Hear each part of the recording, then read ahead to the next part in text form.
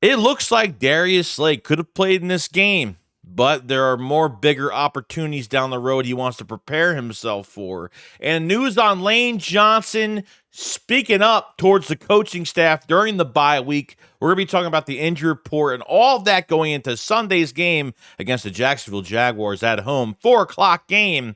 So let's get straight into it. A killer buried, but not dead.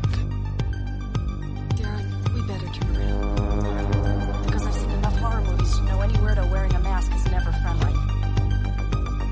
This video is sponsored by BetUS. It has been a rough road for the Philadelphia Eagles this season for all Eagle fans. Will the Eagles rise to the occasion or continue to play down to the competition? If I'm going all in, giving it my all for a Super Bowl, I'm going to bet 500 and get 7,000 back at the end of the year, and we still stay true to the team that we believe in. But will the problems continue? We will find out. Make sure to check out BetUS. Get a 150% deposit bonus on your first 3 deposits up to $2,000 with promotion code YouTube150. I want to thank BetUS for sponsoring this live stream or video, and let's get back to the content. All right, my peoples, I hope everyone is doing really well today. Hope everyone is enjoying their week, and another game is upon us on Sunday.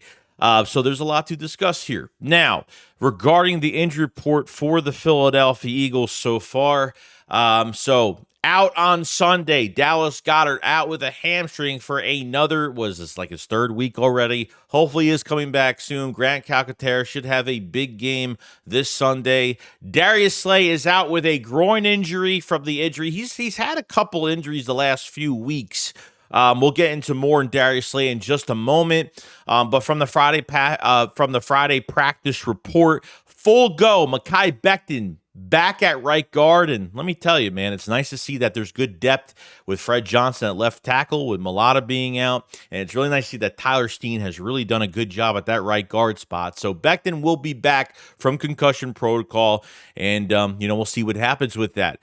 Jalen Carter is back with the shoulder injury. Landon Dickerson with the knee. So Landon Dickerson is dealing with 2 injuries. He's dealing with a wrist injury that I feel like he needs to get surgery on next year. He says he's going to be taking care of some stuff in the offseason after this season is done with. So he's dealing with a couple things right now. Tight end Albert O with an abdomen injury. It seems like that guy is just always hurt at times, but he is back. So don't know if they're carrying 3 tight ends to go into this game on Sunday. Jack Stahl, Jack Stahl back to the practice squad most likely, I guess, or unless they're keeping 3 going into this game, I don't know. But that is your injury report. So to get more to your offensive line is a fantastic thing with Mekhi Becton coming back.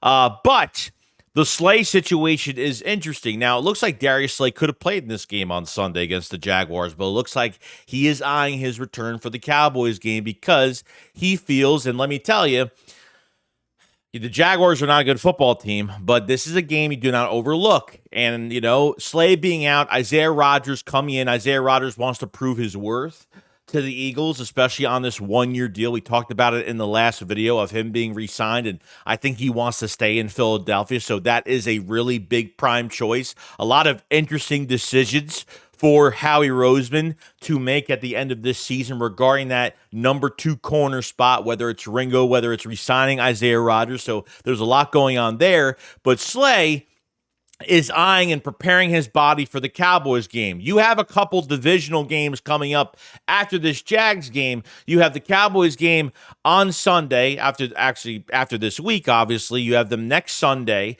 and then you have a 4-day break, and then you got to play Thursday Night Football. Probably one of the biggest games, especially for the division, probably one of the best games that's going to be played for Thursday Night Football in general, because I don't think Thursday Night Football has been fantastic this year at all, is going to be the Washington Commanders, the Philadelphia Eagles in Philadelphia.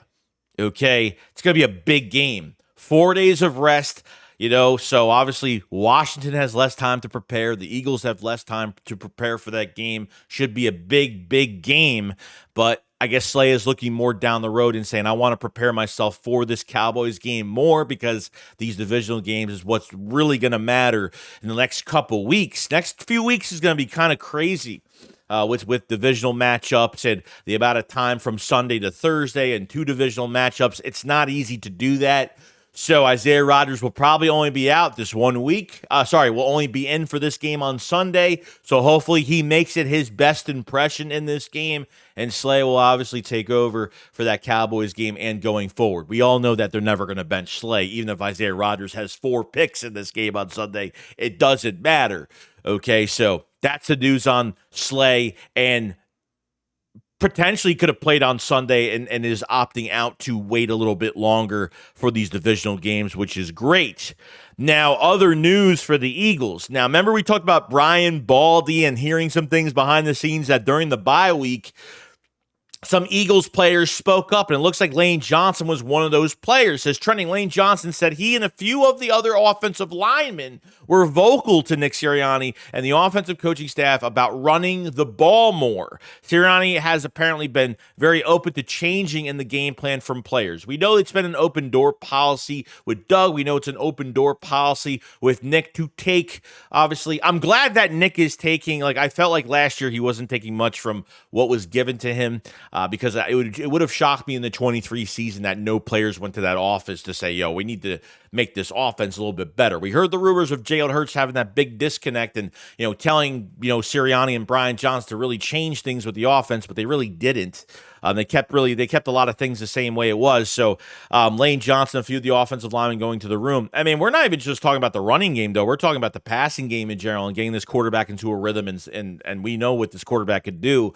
So it's nice to see that Lane Johnson has, and a few other the guys went in and said, yo, we need to change this ASAP. And I'm glad that Nick is getting a more hands-on approach with changing things and more of a hands-off approach when letting the game plan being, Nick is involved a little bit, but like I said, that last game against Cincinnati was a pure example of Nick backing away. Most that I've seen him being backed away from the game plan in a while, and it really did work for the Eagles. So it seems like he's taking players' advice. It's not a dictatorship, and it's been working. The team has been playing fantastic since this bye week. So nice to see that players were going into the room doing their thing there. Now, lastly, for this video for today, the trade deadline. It's been a bunch of BS. It's been a lot of smokescreen, and I don't know why these rumors keep coming up for the Eagles. First, it was every receiver that was available is now going to go to the Eagles for some weird reason. And obviously, trading for Jahan Dotson, you're locked up at receiver as it is right now. Now Budda Baker's name yet again coming up in trade rumors that they are the strong favorites to acquire him in a trade, and I don't know why. You have Chauncey, you have Reed Blankenship, you have Sidney Brown slowly coming back. I mean, you got safeties depth like there's no tomorrow. This makes absolutely no sense. So is this just one of the biggest smokescreens that maybe the Eagles are putting out there that they're trying to trade for him or something like that? This has been going on the last couple to a few years that they were going to trade for Budda Baker. It's never going to happen. Okay, if something is going to happen, it's going to happen only for depth on the team. Offense or defense, it's going to be depth. It's going to be, I've heard corner depth. I've heard, obviously, edge rusher market has been one of the biggest for the Eagles, and that's really where we're looking in this situation. Okay. Not a fan of, this is just stupid. This is, because look, there are teams out there. It wouldn't shock me that Howie Roseman is putting out fake rumors or saying to other teams, oh, we have interest in the safety. Oh, we maybe call a team up and maybe fake interest or something like that. Maybe they're faking interest that they have interest in, a big time safety like that or something. I don't know, but it makes no sense. I think we all know this. I think we all know this is a bunch of BS.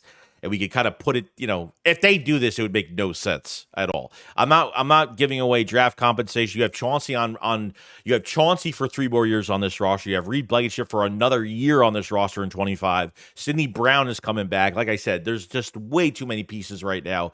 So this makes absolutely no sense going forward. So just wanted to kind of put that out there that I think this is one of the biggest smoke screens, wide receiver and safety, big smoke screens for this team. And that's where we're at right now. Let me know what you guys think about Slay's comments, getting his body prepared for the Cowboys, not playing in this game. How do you feel about Isaiah Rodgers going to this game on Sunday? Lane Johnson speaking up during the bye week and a couple of other offensive linemen, which is great.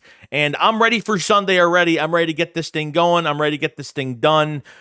Get get this win as fast as you possibly can. Bench your players. Do not overlook this Jags team at all. Do not overlook them.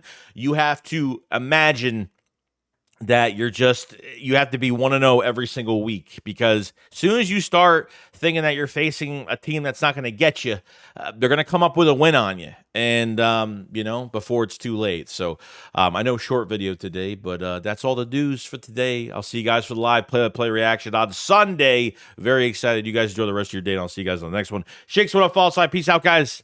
Bye.